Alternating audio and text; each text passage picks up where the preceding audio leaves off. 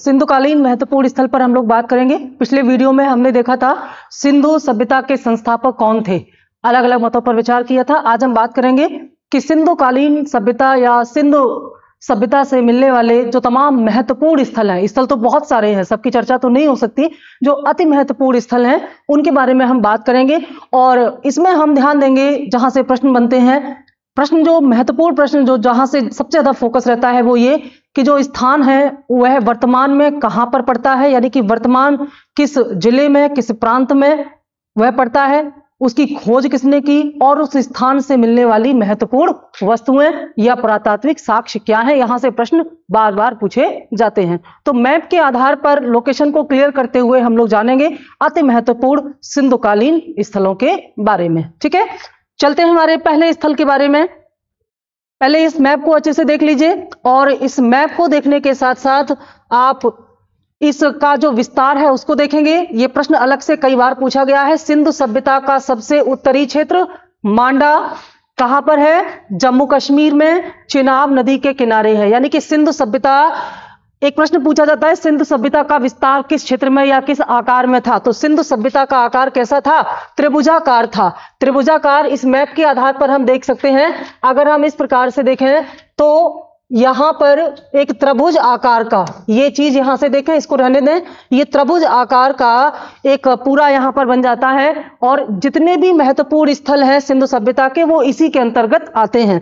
इस त्रिभुजाकार सिंधु सभ्यता के विस्तार में जिसका जो सबसे उत्तरी बिंदु है वह है कहां पर है? मैप में हम इसको देखेंगे कहां पर है, ये मांडा है इस जगह पर। ठीक है, यह है सिंधु सभ्यता का सबसे अब तक खोजा गया सबसे उत्तरी स्थल है। इसके ऊपर अभी तक कोई और स्थल प्राप्त नहीं हुआ। इसके ऊपर जाएंगे भी कहां, हिमालय में थोड़ी ना मिलेगा, है ना।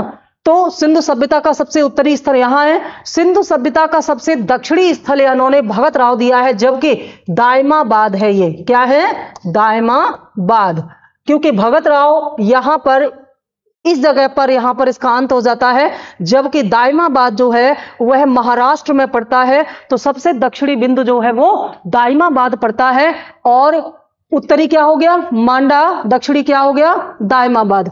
पूर्वी क्षेत्र जो इसका है वह है आलमगीरपुर। आलमगीरपुर कहां पर है? उत्तर प्रदेश के मेरठ जिले में पड़ता है, हिंडन नदी के किनारे है। तो सबसे पूर्वी क्षेत्र उत्तर प्रदेश तक विस्तारित है आलमगीरपुर के नाम से। उत्तरी मांडा हो गया, दक्षिणी दायमाबाद हो गया, पूर्वी आलमगीरपुर हो गया और सिंधु सभ्यता का सबसे पश्चिमी स्थल जो है सुतकांगेडोर दाश्क नदी के किनारे है। मैप में इसको हम देख सकते हैं, ये सुतकांगेडोर है। इसके आगे अभी तक कोई पूरा स्थल प्राप्त नहीं हुआ है। तो स्पष्ट हो गया सिंधुकालीन सभ्यता के उत्तरी, दक्षिणी, पूर्वी और पश्चिमी क्षेत्र यहां से मैप के माध्यम से स्पष्ट हो जा रहे हैं। किंतु जब खुदाई हुई तो उसकी शुरुआत कहां से हुई? हड़प्पा से। 1921 में हड़प्पा से खुदाई हुई, इसीलिए इसे हड़प्पा सभ्यता के नाम से जाना गया। उसके बाद ये देखा गया कि ज्यादातर जो क्षेत्र है इसके वो किस नदी के किनारे हैं? सिंधु नदी के किनारे हैं। सिंधु, ये है सिंधु नदी और सिंधु नदी के किनारे सबसे ज्यादा महत्वपूर्ण क्षेत्र होने के कारण यह कहा गया कि इसे सिंधु नदी घाटी की सभ्यता या सिंधु सभ्यता कहा जाए। लेकिन बाद में देखा गया कि जैसे जैसे खुदाई होती गई सिंधु सभ्यता का विस्तार सिंधु नदी के आगे भी हो रहा था। देखिए, ये हिंडन नदी के किनारे आलमगीरपुर है, प्रवरा नदी के किनारे दायमाबाद है, चेनाब नदी के किनारे यहां पर मांडा है। तो हम देख रहे हैं कि काफी दूर तक, यानी कि सिंधु नदी के अलावा भी अन्य क्षेत्रों तक भी सिंधु सभ्यता का विस्तार हुआ। इसलिए विद्वानों के अनुसार वर्तमान में इसे क्या कहना चाहिए? हड़प्पा सभ्यता ही कहना चाहिए, ना कि सिंधु सभ्यता। क्यों? क्योंकि हड़प्पा सभ्यता से इसका विस्तार काफी दूर तक हम बता सकते हैं, क्योंकि पहला खोजा गया स्थान हड़प्पा था, इसलिए इसको हड़प्पा सभ्यता कहना ही उचित होगा।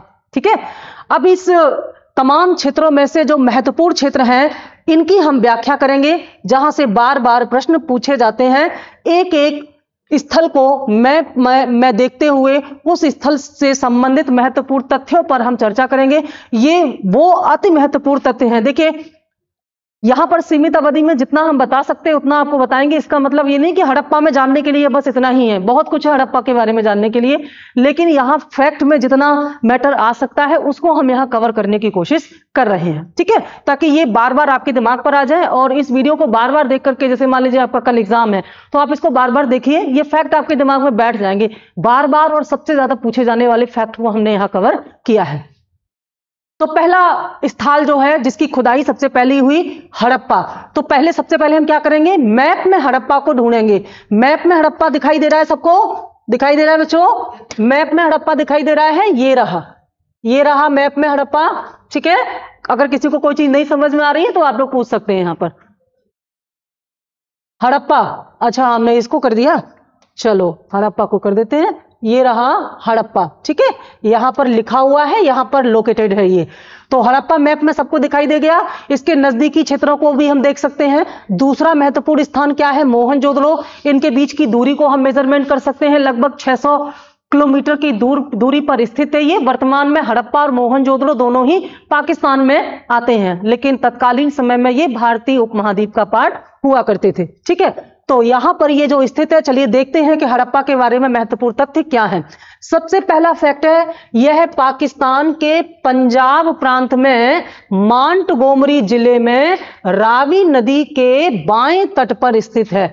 जब आप सब्जेक्ट में जाते हैं ना, बहुत डेप्थ में क्वेश्चन पूछे जाते हैं। एक बार यह भी पूछ लिया गया है कि हड़प्पा रावी नदी के बाएं तट पर स्थित है कि दाएं तट पर स्थित है। बाएं दाएं समझते हैं ना, लेफ्ट राइट। बाएं को क्या कहेंगे, लेफ्ट के राइट, लेफ्ट, ठीक है। तो चलिए मैप में देखते हैं कि क्या ये सही है। बिल्कुल, देखो ये है हड़प्पा, ये पॉइंट जो ब्लैक कलर का किया हुआ है, और ये कौन सी नदी है, रावी। रावी क्या है, सिंधु की सहायक नदी है। देखो यहां पर सिंधु की एक लाइन दिखाई दे रही है, बाद में इसकी ये सब दिखाई दे रही है। तो रावी नदी के बाएं तट पर स्थित है हड़प्पा, ठीक है। दूसरा इसके बारे में महत्वपूर्ण फैक्ट क्या है, प्रथम जानकारी 1826 में चार्ल्स मेसोन ने दी। हड़प्पा की खुदाई के संदर्भ में कई विद्वानों के नाम जुड़े हैं। ध्यान रखना, चार्ल्स मेसोन ने खुदाई नहीं की। चार्ल्स मेसोन ने पहली बार, कभी इस प्रकार का प्रश्न आए कि हड़प्पा के संदर्भ में सबसे पहली जानकारी देने वाले विद्वान कौन थे, तो वो कौन थे, चार्ल्स मेसोन। और समय क्या था, 1826 में। ब्रिटिश कालीन भारत में हम थे। यहां पर रेलवे बिछाने का काम चल रहा था, रेलवे के ट्रैक बिछाए जा रहे थे।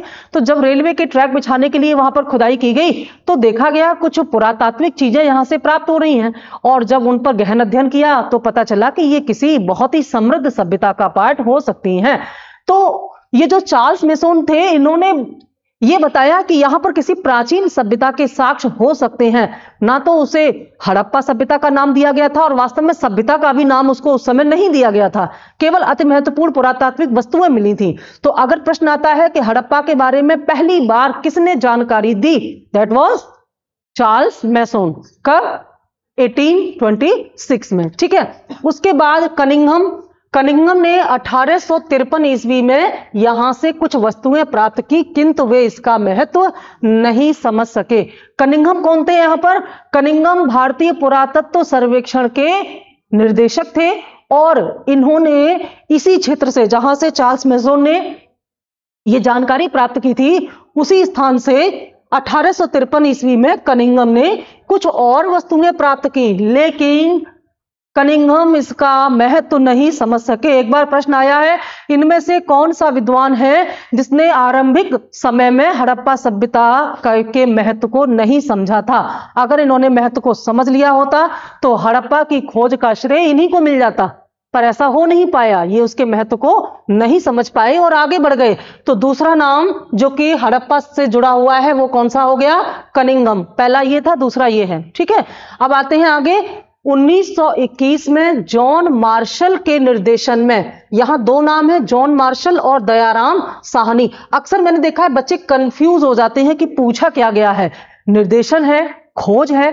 खोज, यहां निर्देशन का मतलब क्या है, ये जो जॉन मार्शल थे ये आर्कियोलॉजिकल सर्वे ऑफ इंडिया यानी कि एएसआई के कौन थे, ये एएसआई के निर्देशक थे उस समय जब हड़प्पा स्थल की खुदाई की गई, ठीक है।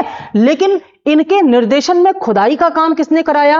दयाराम साहनी ने। समय यही है 1921 में। अब मान लीजिए आपसे प्रश्न पूछा जा रहा है कि हड़प्पा स्थल की खुदाई किसने की? ऑप्शन में आपके हैं option A Charles Masson, option B John Marshall, option C Cunningham and option D Dayaram Sahni. कौन सा आंसर लगाएंगे? दयाराम साहनी। कंफ्यूजन नहीं होगा ना? दयाराम साहनी ने यहां पर उत्खनन यानी कि खुदाई का कार्य कराया इनके निर्देशन में। ठीक है, आगे है अगला फैक्ट। 1926 में माधव राव, यहां पर होगा माधव स्वरूप वत्स, तथा 1946 में मार्टिमर व्हीलर के निर्देशन में व्यापक उत्खनन हुआ। यानी कि 1921 में जो दयाराम साहनी ने, देखो अति महत्वपूर्ण जो स्थल है उन पर हम ज्यादा समय देंगे, जो कम महत्वपूर्ण है उन पर कम समय देंगे। तो हड़प्पा मोहनजोदड़ो बहुत महत्वपूर्ण स्थल है, बहुत डेप्थ में यहां से प्रश्न आते हैं। ठीक है, 1921 में दयाराम साहनी ने यहां पर खुदाई कराई, लेकिन जिस प्रकार से उस खुदाई में पुरातात्विक साक्ष्य मिल रहे थे, ऐसा मालूम पड़ता था कि यह बहुत ही समृद्ध सभ्यता है, अभी इसके बारे में और साक्ष्य प्राप्त करना बाकी है।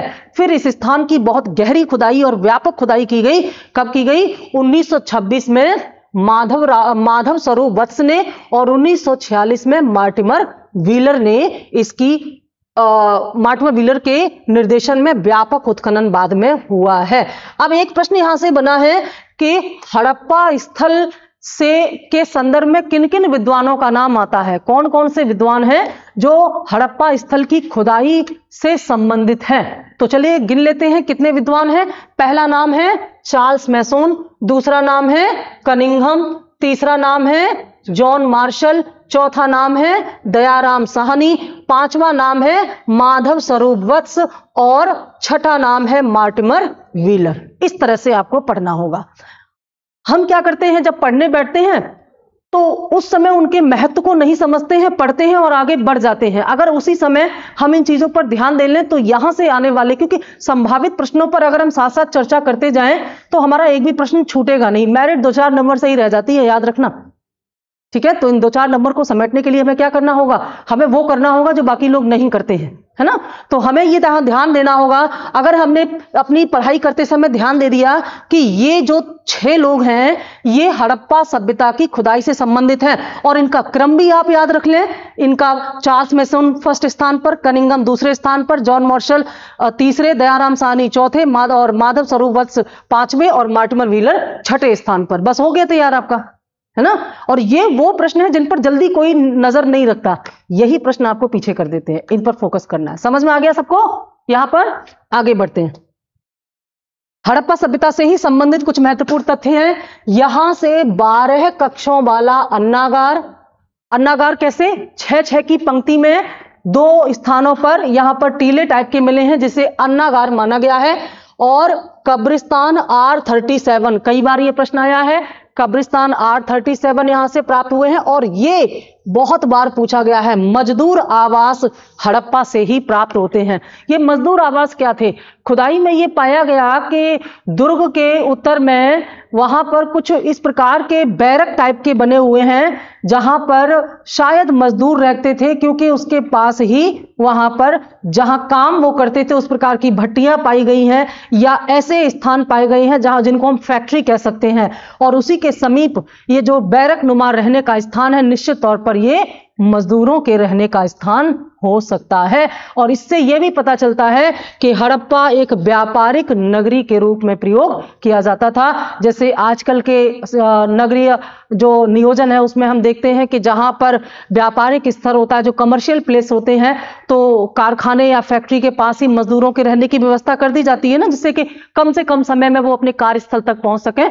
तो ऐसा ही कुछ ये किया गया था हड़प्पा स्थान पर। तो मजदूर आवास प्राप्त होते हैं। और व्हीलर ने पश्चिमी दुर्ग को क्या कहा है? माउंट एवी का नाम दिया है। मार्टिमर व्हीलर ने जो पश्चिमी दुर्ग है, मैंने आपको नगर नियोजन में बताया है कि नगर नियोजन में नगर 2 हिस्से में बटा होता था, पश्चिमी टीला और पूर्वी टीला।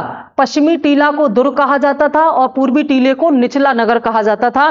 तो जो दुर्ग था ये संभवतः प्रशासनिक केंद्र होता था वहां का, और निचला नगर में सामान्य आवास बने हुए थे। ठीक है, तो जो पश्चिमी दुर्ग है इसको माउंट एवी का नाम किसने दिया है? मार्टिमर व्हीलर ने दिया है। यहां से और महत्वपूर्ण चीजें क्या क्या मिलती हैं हड़प्पा से? यहां से पीतल की इक्का गाड़ी मिलती है, शंख से बना हुआ बैल मिलता है। बैल वही वृषभ जो कि हड़प्पा सभ्यता का सबसे महत्वपूर्ण या पवित्र पशु माना गया है, जिसे शक्ति का प्रतीक, सिंबल ऑफ पावर मानते हैं, तो वो शंख से बना हुआ यहां से मिलता है। मातृ देवी की प्रतिमा यहां से मिलती है, मातृ देवी की प्रतिमा मिलती है, और मछुआरे का चित्र भी मिलता है। मातृ देवी की प्रतिमा बहुत आयत में मिलने के कारण ऐसा अनुमान लगाया जाता है कि हड़प्पा सभ्यता शायद मातृ प्रधान रही होगी। ठीक है, तो मछुआरे का चित्र यहां पर मिलता है। मछुआरे का चित्र मिलने का मतलब क्या है? ये मछली पकड़ना भी जानते थे, मछलियों के बारे में भी जानते थे। ठीक है, तो ये महत्वपूर्ण क्षेत्र यहां से प्राप्त हुए हैं। हड़प्पा से मिलने वाले अति महत्वपूर्ण चीजों पर हम चर्चा कर चुके हैं, इनसे भी ज्यादा इनमें अभी और हम जान सकते हैं, जो कि अब यहां पर बहुत ज्यादा संभव नहीं होता, तो अति महत्वपूर्ण पॉइंट को हम कवर कर रहे हैं। दूसरा महत्वपूर्ण जो स्थल है हड़प्पा सभ्यता का वो क्या है? मोहनजोदड़ो या मोहनजोदाड़ो। मोहनजोदड़ो को सिंधी भाषा में इसका अर्थ होता है मृतकों का टीला।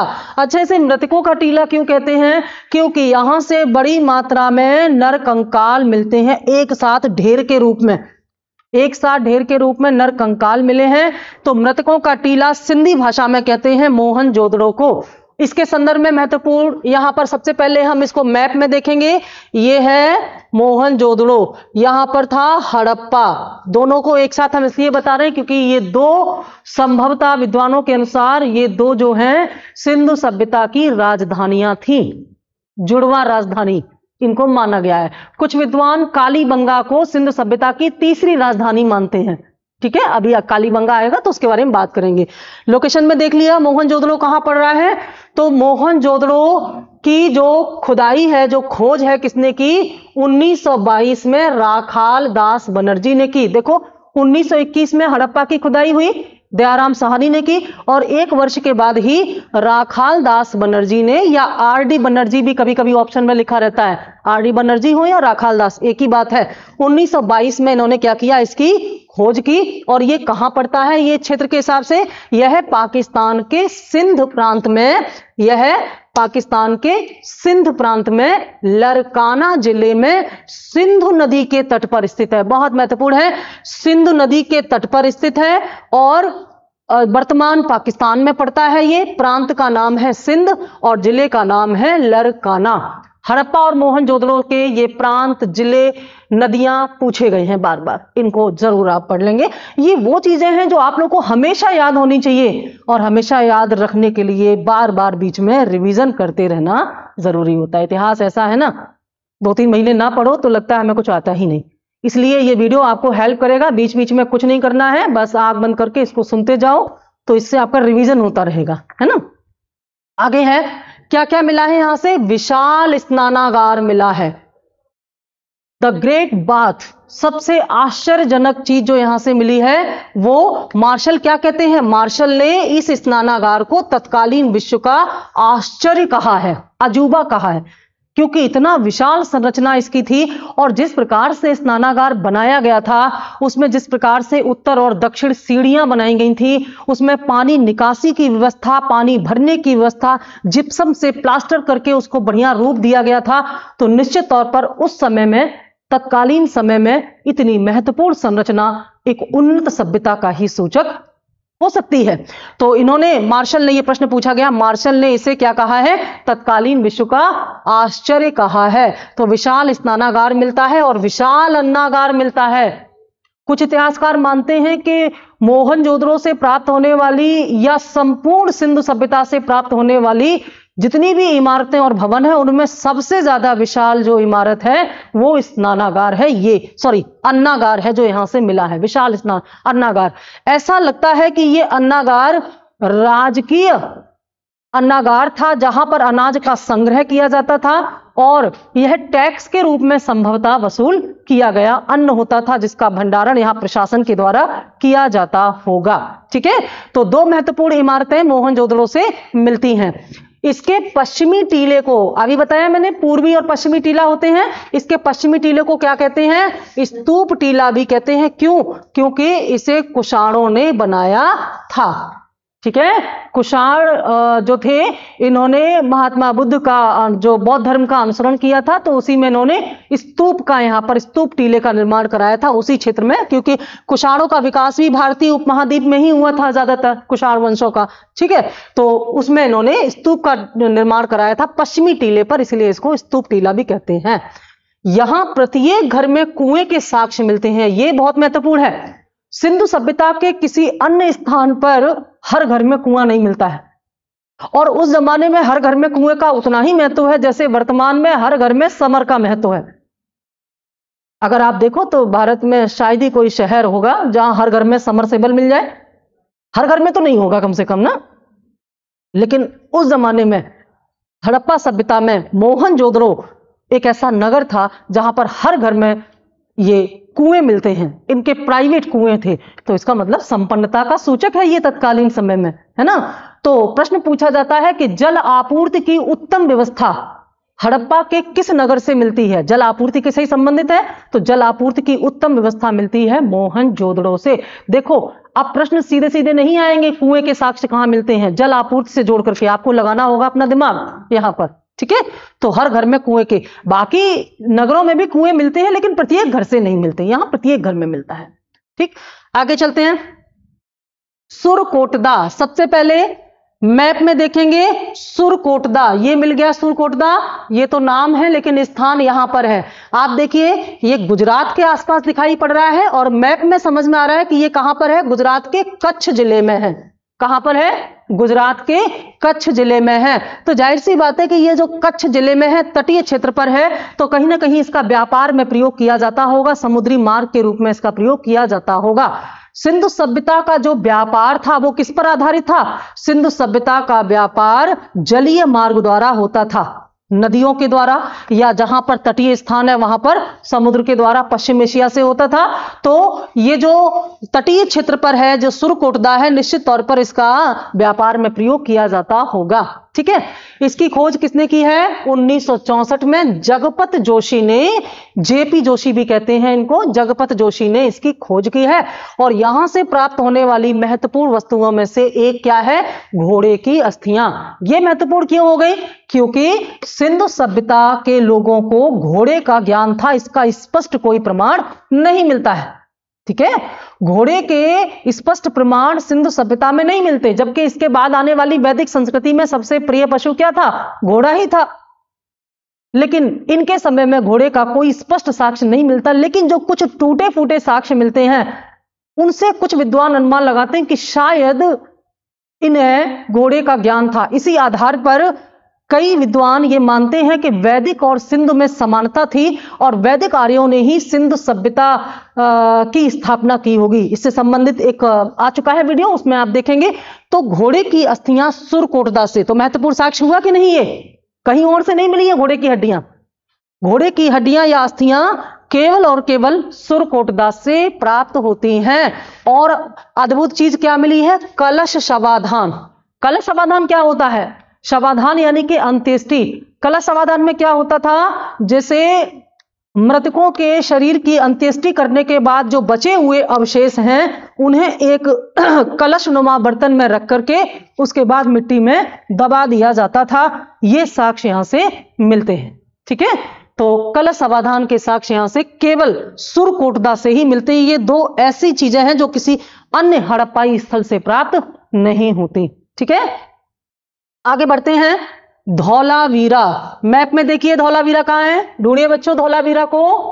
धौलावीरा ये मिल गया, ये रहा धौलावीरा, ये स्थल है और ये नाम है, नाम यहां लिखा हुआ है, इसको मानेंगे, ये है धौलावीरा, इसको मत समझ लेना। ठीक है, धौलावीरा भी कहां पड़ता है? गुजरात के कच्छ जिले में पड़ता है। इससे पहले भी हमने देखा था, वो भी उसी में था, सुरकोटदा भी, और ये भी धौलावीरा यहाँ पड़ता है। इसकी खोज भी उन्होंने ही की, किसने? जगपत जोशी ने। कब की? 1967 में जगपत जोशी ने धौलावीरा को खोजा। और उत्खनन किसने कराया? उत्खनन मतलब खुदाई कराई 1990-91 में RS विस्ट ने। तो दो नाम इससे जुड़ गए। अगर पूछा जाएगा खोज किसने की, खोज और उत्खनन में काफी अंतर दिखाई पड़ रहा है ना समय अंतराल में, तो पहले खोज कब किसने की? जगपत जोशी ने। और उत्खनन किसने किया? 1990 में RS विस्ट ने। मान लीजिए प्रश्न में पूछा जाए कि धौलावीरा के बारे में सर्वप्रथम जानकारी किसने दी, दोनों नाम होंगे लेकिन इसको लगाएंगे आप, ठीक है। यह 3 भागों में विभाजित था। बहुत महत्वपूर्ण इसकी जो बात है वो ये कि अन्य सभी सिंधुकालीन नगर 2 भागों में विभाजित थे, पश्चिमी टीला और पूर्वी टीला। ये पहला नगर था जो 3 भागों में बटा हुआ था। कौन कौन सा? पश्चिमी टीला, पूर्वी टीला और मध्यम भाग, मध्यमा जिसको कहा गया है, ठीक है। मध्यमा दुर्ग कहां पर था? पश्चिमी टीले पर। निचला नगर कहां पर था? पूर्वी टीले पर। ये पश्चिमी टीले पर हो गया, ये पूर्वी टीले पर हो गया, और इन दोनों के बीच में था मध्यम या मध्यमा जिसको कहा गया है। ये मध्यमा किसी और नगर में दिखाई नहीं देता। क्या अनुमान लगता है आपको इससे? ये साक्ष्य बहुत कुछ कहते हैं। क्या कह रहा है ये साक्ष्य? इससे पहले या इसके अलावा जिन नगरों से, सिंधुकालीन नगरों से साक्ष्य मिलते हैं, उनमें हमने देखा कि जो पश्चिमी टीला यानी कि दुर्ग था, वहां पर वे लोग रहते थे जो प्रशासन को संभालते थे या उच्च वर्ग से बिलोंग करते थे शायद, या प्रशासन में उनकी महत्वपूर्ण भागीदारी होती थी। और पूर्वी टीले पर सामान्य जनता रहती थी। लेकिन ये निचला ये मध्यम नगर ये बताता है कि समाज में एक तीसरे वर्ग का उदय हो रहा था। ये तीसरा वर्ग शायद आर्थिक आधार पर प्रथम वर्ग से नीचे था और द्वितीय और तृतीय वर्ग से ऊपर था। जैसे जिसे आज हम मध्यम वर्ग, मिडिल क्लास कहते हैं ना, वर्तमान में हम मिडिल क्लास कहते हैं ना। जैसे उच्च वर्ग और निम्न वर्ग, और बीच में कौन आ गया? मध्यम वर्ग। किस आधार पर? आय के आधार पर, आर्थिक आधार पर ही तो ये विभाजन है समाज का। तो ये सामाजिक विभाजन को प्रदर्शित करता है, ऐसा कुछ विद्वान मानते हैं। इससे ये पता चलता है कि सिंधु सभ्यता में समाज विभाजित हो रहा था, वर्गीकृत हो रहा था। ये बहुत महत्वपूर्ण है। मध्यमा केवल और केवल धौलावीरा से ही प्राप्त हुआ है। एक और चीज यहां से मिलती है जो कहीं और से नहीं मिलती, पालिशदार श्वेत पाषाण खंड जिस पर अक्षर अंकित है। नेम प्लेट देखा है आपने? घरों के सामने लगा रहता है ना, नेम प्लेट में नाम लिखे रहते हैं ना। अगर हमारे घरों की खुदाई की जाएगी, हम नहीं रहेंगे, तो हमारे घरों के नेम प्लेट देख करके ही पता चल जाएगा कि ये किसका घर था। आजकल तो एक आध नेम प्लेट उसमें टूटी जाती है ना। अब किरण मैम में से अगर आई निकल जाए तो क्या रह जाएगा? तो यहां पर जो पालिशदार श्वेत खंड था, ये श्वेत पाषाण खंड वास्तव में नेम प्लेट या साइन बोर्ड माना जाता है। और महत्वपूर्ण बात क्या है, मैं सोचो कितने उन्नत थे वो लोग कि अपने घरों के सामने नेम प्लेट या साइन बोर्ड लगाते थे, है ना। इससे विकसित सभ्यता का पता चलता है। महत्वपूर्ण बात यह है कि इसमें अक्षर थे, और अक्षर क्या बताते हैं कि इन्हें लिपि ज्ञान था, है ना। स्पष्ट ये पता चल गया कि लोगों को लिपि ज्ञान था। लेकिन भाई क्या लिखा है, उसका मतलब क्या है, ये अभी तक समझ में नहीं आया। इसीलिए तो सिंधु सभ्यता को आद्य ऐतिहासिक सभ्यता में हम रखते हैं ना, प्रोटो हिस्टोरिक एज में रखते हैं।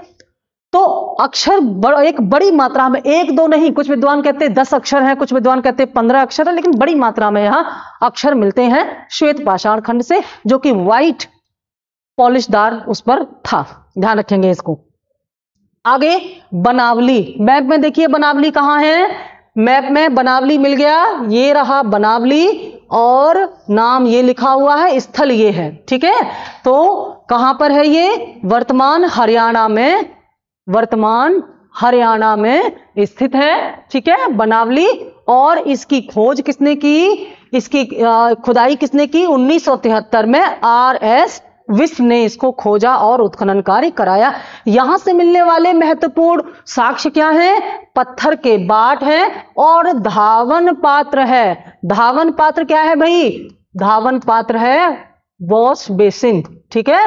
वॉश बेसिन का यूज करते हैं हम और आप, हाथ धोते हैं इसमें, ब्रश करते हैं इसमें।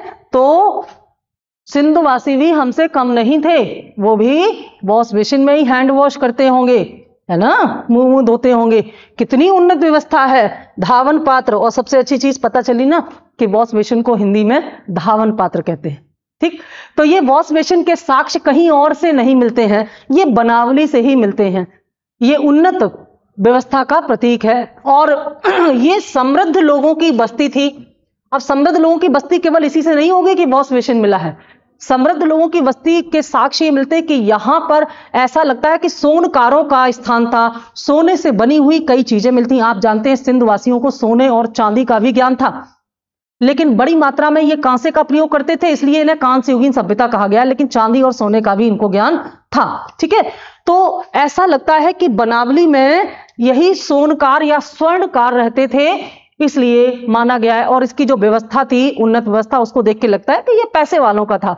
जैसे मान लो अगर खुदाई में अंबानी परिवार के आसपास खुदाई की जाएगी तो उनका जो बिल्डिंग है, नाम बताना कमेंट करके, नाम क्या है उसका, तो अंबानी फैमिली की जो बिल्डिंग है, इमारत है, उसकी जब खुदाई होगी तो क्या लगेगा, अरे ये तो देखो इतिहास है। आज जो हम वर्तमान में है ना, ये सब कल इतिहास बनने वाला है। जैसे आज हम अपनी पुरानी सभ्यताओं के बारे में जानने के इच्छुक हैं खुदाई करके, ऐसे ही आने वाली सभ्यताएं हमारे बारे में जानने की इच्छुक होंगी। और जब खुदाई की जाएगी तो देखा जाएगा ये तो बड़े अमीर संपन्न लोग थे, तो क्या कहा जाएगा, मुंबई समृद्ध लोगों का नगर था। ऐसा लिखा होगा कि नहीं, यही चीज होगी ना। तो ऐसे ही ये बनावली रहा होगा। आगे चलते हैं। मांडा। मांडा की सबसे महत्वपूर्ण बात क्या है, ये सिंधु सभ्यता का सबसे उत्तरी स्थल है। ठीक है, तो जम्मू कश्मीर में स्थित है, चेनाब नदी के तट पर स्थित है। इसकी खोज 1982 में जेपी जोशी ने की थी। यहां से बहुत ज्यादा फैक्ट नहीं पूछे जाएंगे। यहां पर अधूरी मोहर के साक्ष्य मिलते हैं। जो मोहरें थी, देखो एक होता है मोहर, एक होता है मुद्रा। ठीक है, मोहरें अलग होती हैं, मुद्रा अलग होती हैं। लेकिन जब तक मुद्राओं का विकास नहीं हुआ था तब तक व्यापार में मोहरों का ही प्रयोग किया जाता था, जो एक विशेष प्रकार का चिन्ह होता था। इस पहचान चिन्ह से व्यापार करना आसान हो जाता था। तो सिंधु सभ्यता में बड़े पैमाने पर मोहरें प्राप्त हुई हैं। तो यहां से अधूरी मोहर मिलती है, तो जाहिर सी बात है कि यहां व्यापार भी बहुत निम्न स्तर में रहा होगा। ठीक है, और सबसे खास बात क्या है, ये सबसे उत्तरी स्थल है। आगे बढ़ते हैं। दायमाबाद, सबसे दक्षिणी स्थल दायमाबाद। दायमाबाद कहां पर पड़ता है, वर्तमान महाराष्ट्र में प्रवरा नदी के तट पर है, और यह महाराष्ट्र के अहमदनगर जिले में पड़ता है। ठीक है, और इसकी खास बात है कि यह सबसे दक्षिणतम सैंधव स्थल है। आगे चलेंगे। आलमगीरपुर। आलमगीरपुर कहां पर है, ये रहा आलमगीरपुर, ये उत्तर प्रदेश के मेरठ जिले में स्थित है। यह सिंधु सभ्यता का सबसे पूर्वी स्थल है। और इसके जो साक्ष्य हैं वो ये बताते हैं कि ये उत्तर हड़प्पन संस्कृति से संबंधित है। जैसे क्योंकि जो केंद्र था ना सिंधु सभ्यता का, वो यहीं पर था, सिंधु और उसकी सहायक नदियों के आसपास। लेकिन जब जैसे जैसे यहाँ जलवायु परिवर्तन हुए, ये यहाँ से स्थान परिवर्तित करते हुए पूर्व की ओर गंगा घाटी की ओर गए, और वहां पर जो सिंधुकालीन साक्ष्य मिलते हैं, पुरातात्विक साक्ष्य, उनसे ये पता चलता है कि ये संभवतः उत्तर हड़प्पन सभ्यता रही होगी, क्योंकि वो उन्नत अवस्था में नहीं थी जैसी कि यहां पर थी इस जगह पर। ठीक है, तो सबसे पूर्वी स्थल था। आगे चलते हैं। सुतकांगेडोर, ये रहा सुतकांगेडोर, सबसे पश्चिमी स्थल। कहां पर है ये, पाकिस्तान के मकरान तट पर दास्क नदी के किनारे स्थित है। कई बार पूछा गया है, याद रखेंगे। इसकी खोज किसने की, 1927 में स्टाइन ने की इसकी खोज, और यह एक बंदरगाह था। क्या था ये, एक बंदरगाह था, और पश्चिम एशिया के देशों के साथ इससे बड़े पैमाने पर व्यापार किया जाता था। यह सिंधु सभ्यता का सबसे पश्चिमी स्थल था। यहां से प्राप्त होने वाली महत्वपूर्ण वस्तुएं क्या हैं, कांसे की नृत्य रत्नारी की प्रतिमा, नहीं, ये कुछ गड़बड़ हो गया है, ये यहां से नहीं मिली है, ये किसी दूसरे स्थल का यहां गलती से जोड़ दिया गया है। ये स्थल जो है ये सुतकांगेडोर से नहीं मिला है, बल्कि ये मिला है आपका, ये देखो नरकंकाल, ये मोहनजोदड़ो का फैक्ट गलती से यहां जुड़ गया है। इस बात पर थोड़ा सा ध्यान दें भाई हमारे टाइपिस्ट जी, नहीं तो ये गलती हो जाएगी। ये आप देखिएगा, कांसे की नृत्य रत्न नारी की प्रतिमा, ये मोहनजोदड़ो से मिलती है। ठीक है, सब लोग इसको प्लीज सही कर लीजिएगा। योगी की मूर्ति, ये भी मोहनजोदड़ो से मिलती है। पशुपतनाथ, जिसे आदि शिव कहा जाता है, ये भी मोहनजोदड़ो से मिली है। सूती वस्त्र की छाप, एक गीली मिट्टी के बर्तन पर एक कपड़े की छाप मिलती है, जिससे यह पता चलता है कि उन लोगों को सूती वस्त्र या कपास की जानकारी थी। और सीपी का बना हुआ पैमाना और बड़ी मात्रा में नर कंकाल, ये सभी साक्ष्य मोहनजोदड़ो से है, ना कि सूतकांगेडोर से। बड़ी गलती यहां पर हो गई है, इसको प्लीज आप लोग सही कर लीजिएगा। ये जो लास्ट वाला फैक्ट है, इसको कहां से जोड़ना है? मोहनजोदड़ो से जोड़ना है। मोहनजोदड़ो से प्राप्त हुए हैं। जब आप अपना पर्सनल नोट्स बनाइएगा तो इन सभी फैक्ट को मोहनजोदड़ो से जोड़ लीजिएगा। बाकी जो यहां तक है, ये सब आपके सूतकांगेडोर से संबंधित है। ठीक है, ये सूतकांगेडोर से है। इसके नीचे का जो लास्ट फैक्ट है, ये मोहनजोदड़ो से संबंधित है। बार बार आपको हम याद दिला रहे हैं क्योंकि बहुत महत्वपूर्ण है ये। जैसे पूछा जाता है सूती वस्त्र के साक्ष्य कहां से मिलते हैं, तो स्पष्ट आंसर है मोहनजोदड़ो से। पूछा जाता है कि प्राचीन शिव की मूर्ति या आदि शिव की मूर्ति कहां से मिलती है, वो भी मोहनजोदड़ो से मिलती है। योगी की प्रतिमा मोहनजोदड़ो से।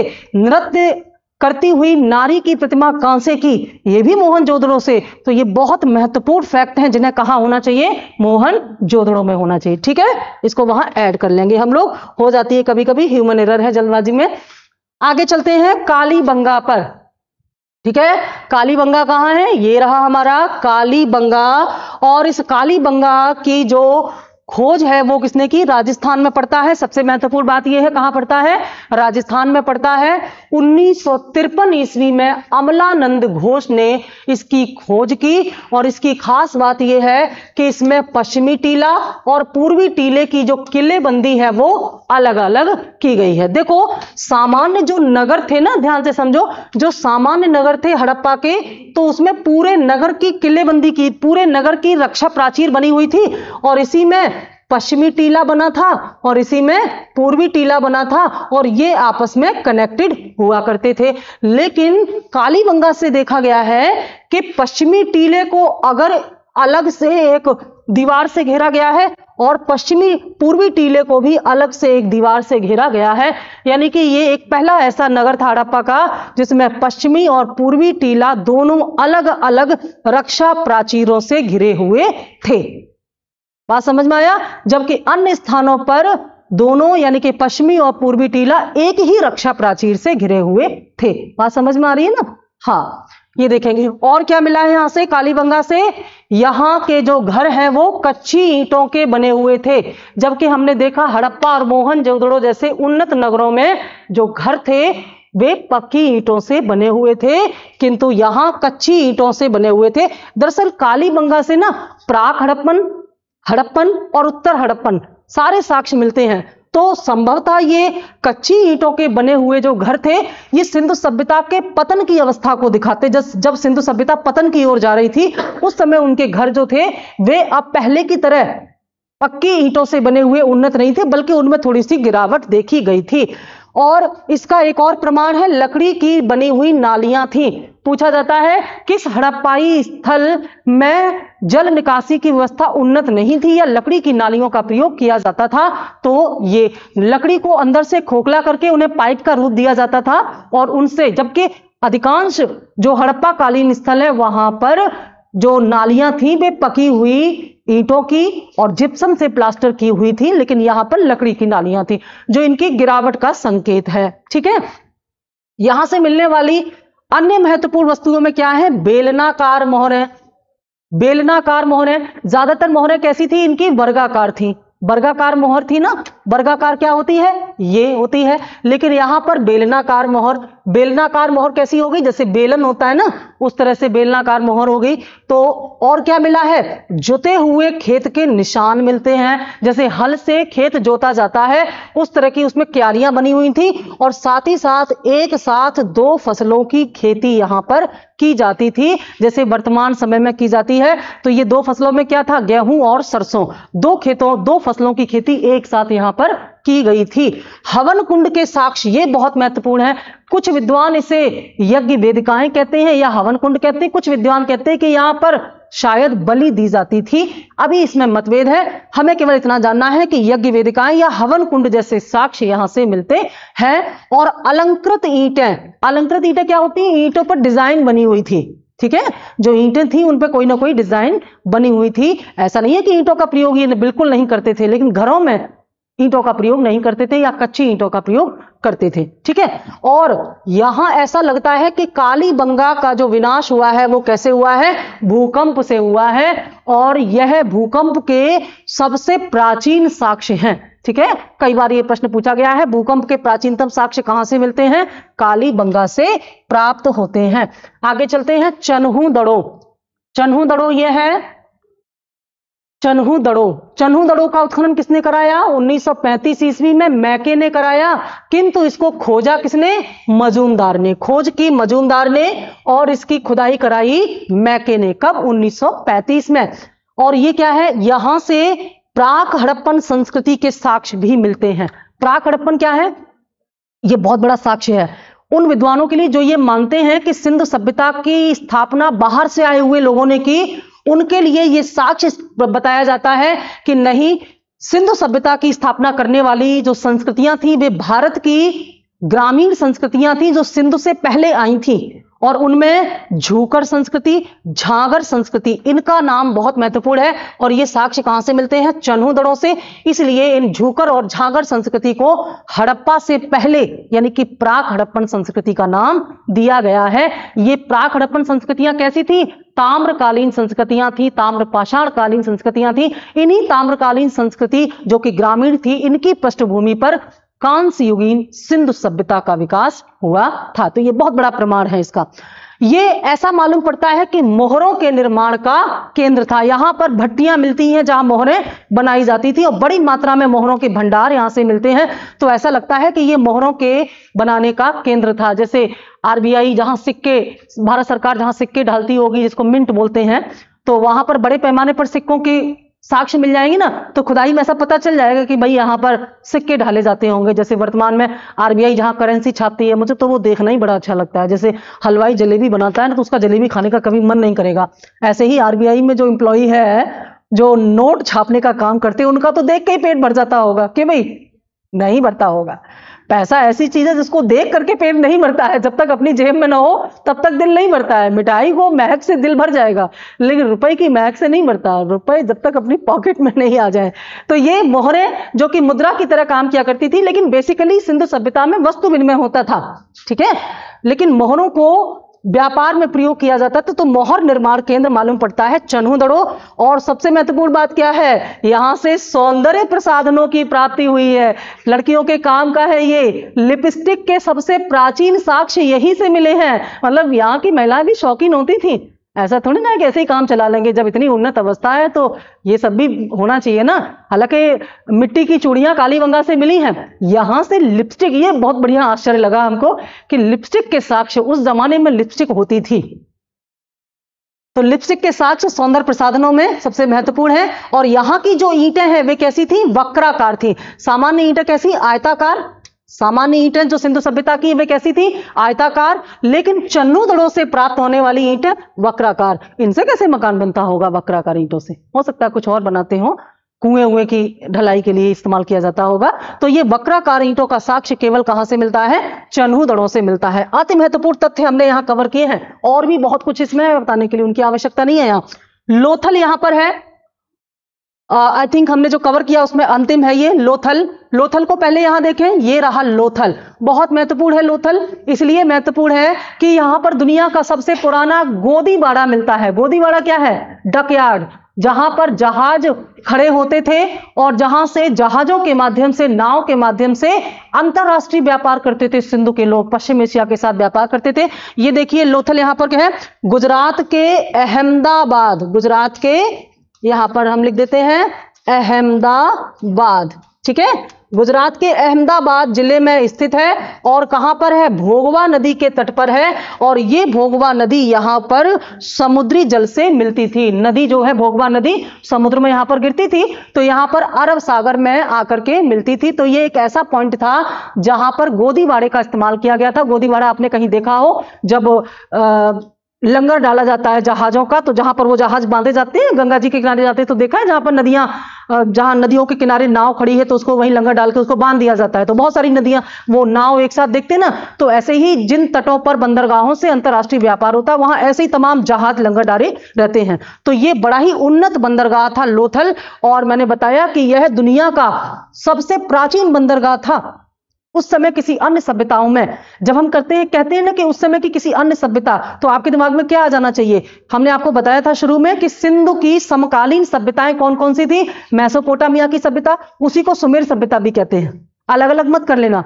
मेसोपोटामिया की सभ्यता, सुमेर सभ्यता एक ही है। इसके अलावा मिस्र की सभ्यता और चीन की सभ्यता, ये सभ्यताएं तीन जो हैं ये उसी समय लगभग विकसित हुई थी जब सिंधु सभ्यता विकसित हुई। लेकिन इनमें से किसी भी सभ्यता में उस समय इस प्रकार के बंदरगाह या डक यार्ड की व्यवस्था नहीं मिलती है जैसे कि लोथल में मिलती है। ठीक है, और संभवतः ये क्या था, इसकी खोज देख लें। इसकी खोज 1955 से 1963 के बीच में SR राव ने की थी, और यह पश्चिम एशिया से व्यापार का प्रमुख केंद्र या बंदरगाह था। यहां से, इसको हटा देते हैं, यहां से फारस की मोहर मिलती है। फारस की मोहर मिलने का यहां पर उद्देश्य क्या है, क्या मतलब है? क्योंकि फारस की मोहर मिलने का मतलब है कि सिंधवासी यहां से अपना सामान बेचने जाते होंगे और बदले में मोहरें लेके आते होंगे ना। जैसे अगर अमेरिका की कोई, मान लो अमेरिका का डॉलर है और अगर हमारे घर में है या हमारे किसी बाजार में है, तो इसका मतलब है उस बाजार का अमेरिकी बाजार से कोई संबंध है, कोई लेन देन है। तो ऐसा ही इस फारस की मोहर से यह संभवतः पता चलता है कि यहां से मध्य एशिया के साथ व्यापार किया या पश्चिम एशिया के साथ व्यापार किया जाता था। ये कई बार पूछा गया है। और यहां से घोड़े की मृण मूर्ति मिलती है। मृण मूर्ति का मतलब होता है मिट्टी की बनी हुई मूर्ति। मिट्टी की मूर्ति घोड़े की यहां से मिलती है, लेकिन सुरकोटदा से घोड़े की अस्थियां मिलती हैं। बड़ा कंफ्यूजन हो जाता है, इसमें ध्यान रखना। सुरकोटदा से घोड़े की अस्थियां मिलती हैं, जबकि लोथल से घोड़े की आकार की बनी हुई मिट्टी की मूर्ति मिलती है। ऐसा मालूम पड़ता है इन्हें घोड़े का ज्ञान था, पर ऐसा नहीं। अगर उसकी आर्ट अच्छी नहीं हो तो सकता है वो बैल बनाते बनाते घोड़ा बना दिया हो, थोड़ा सा डिजाइन आगे पीछे हो गई। हमारी आर्ट अगर अच्छी नहीं होती ना तो हम बनाने बैठते हैं कमल का फूल और बना देते हैं पता नहीं क्या क्या। तो हो सकता है ऐसा हुआ हो, लेकिन इनकी छोटी सी गलती से ही पूरा इतिहास बदल सकता है ना। तो ये घोड़े की मृण मूर्ति यहां से मिलती थी, और इस घोड़े की मृण मूर्ति से भी अंदाजा लगा जाता कि इन्हें घोड़े की जानकारी थी। तो सबने देख लिया यहां पर लोथल, और इसके साथ ही हमारा ये पूरा जितने भी हमने यहां पर स्थल देखे हैं इनका बार बार अध्ययन करने के लिए आप इस वीडियो को बार बार देखिए। और निश्चित रूप से ये बहुत कम समय में, देखिए कितने कम समय में कितने सारे स्थलों के बारे में फैक्ट आपने पढ़ लिए। अगर किताब में ढूंढने चलते तो कम से कम 1-1.5-2 घंटा लग जाता, और उसमें भी याद नहीं होता है। जब सुनेंगे तो ज्यादा याद रहेगा। ठीक है, थैंक यू।